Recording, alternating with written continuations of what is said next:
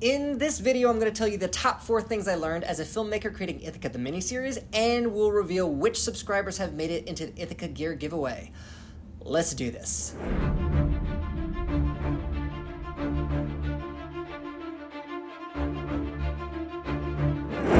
Clearly, it's going to go somewhere pretty epic. We spent several years creating ITHACA the miniseries. During that time, I made a lot of mistakes, but I learned quite a bit about what it takes to put a film together. If you're an actor, filmmaker, director, writer, or if you're just passionate about film like I am, then this video is for you. Number 4, respect everyone's role. I don't know if this is true everywhere, but acting in Washington, D.C., I noticed that there was a very big disconnect in communication between actors and crew. So as an actor, it is so easy to walk on set, to be escorted everywhere, to just be sitting and holding, just stuffing your face with snacks. Act your part, and then when they call cut, have the whole crew just applaud you when you're a wrap. Indulgent in the idea of you being the talent. And because of that, I noticed that a lot of actors just don't engage with the crew. But working on ITHACA and essentially wearing all the different hats at one point or another, it helped me realize and appreciate that, one, crew is there on set hours and hours before the actor gets there.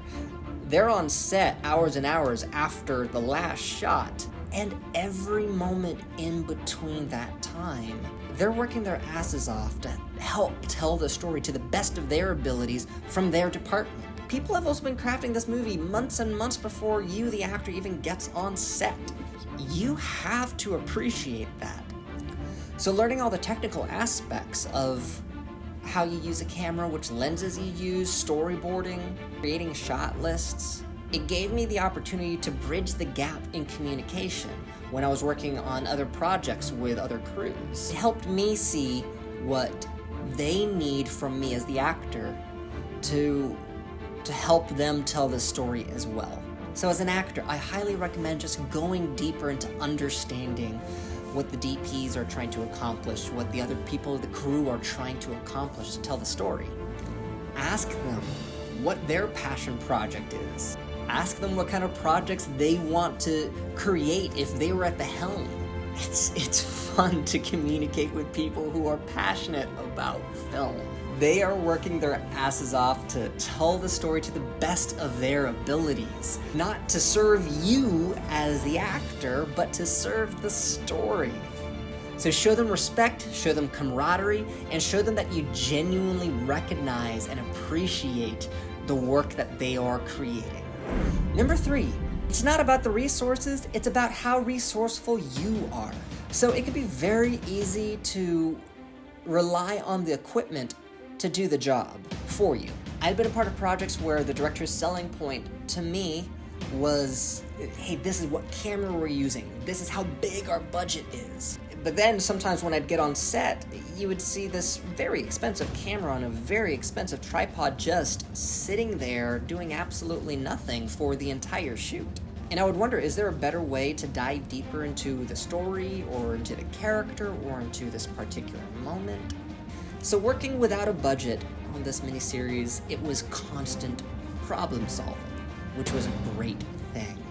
It forced me to think outside the box. Whether the problem was how I structured the story, or maybe I lost a location, or maybe I was sloppy with the editing. Each problem was an opportunity to dive deeper into the story and see, okay, is there a more effective way that I can tell this specific beat? If I needed to simplify, it forced me to keep coming back and asking myself, what is the heart of the story, and am I revealing that? Here's a bonus lesson for you. Acting and directing in your own project is hard. So focusing on all the technical aspects and making sure that you get all of those right, and then trying to transition into the actor mode of being in the moment and making sure that you're telling the emotional beats. It ain't easy. It ain't easy at all. I'm going to save this part for another video.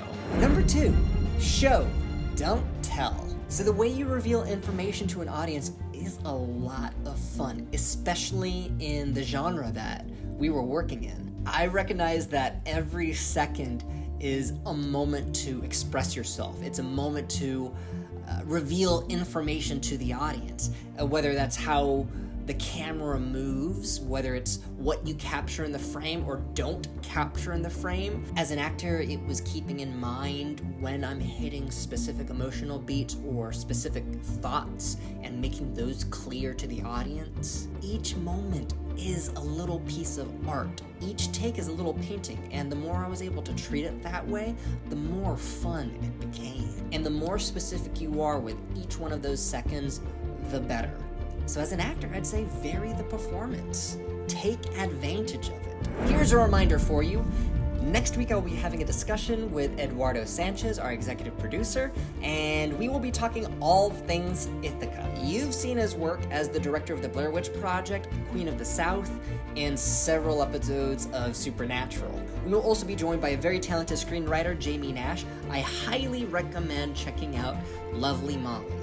If you have any questions that you would like to ask either one of us, we're giving you the opportunity to send those questions, video questions, to the email below in the description. Your video will be featured as a starting point to several of the topics that we're going to cover. So send those videos to the email address in the description below before August 26th. And the number one lesson I learned from creating ITHACA the miniseries: I could not do this alone. This project could not have been made without people who believed in my vision, people who were patient with me.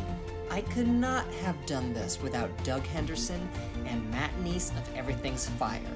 They were patient with me as I learned to dive deeper into telling the story with more clarity. Also, after years and years of keeping the project silent, seeing Eduardo's excitement of what this project had become was absolutely thrilling. And most importantly, I could not have done this without my wife, Devin. She shows me unconditional love. She showed me what it meant to extend grace, to ask for forgiveness, how to forgive, how to let go of resentments. So I highly recommend, if you are working in film and even off film, my gosh,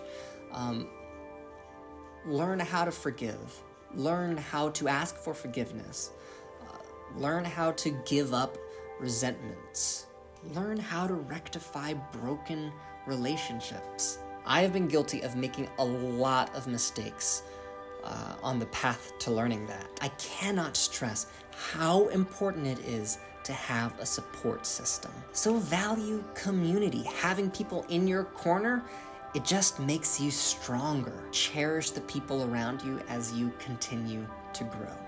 We have reached over 250 subscribers. Oh, hell yes. I cannot thank you enough. Each subscription has brought us closer to making season 2 a reality with a budget and with access to more resources. So for our 250 plus subscribers, we are doing a special ITHACA gear giveaway.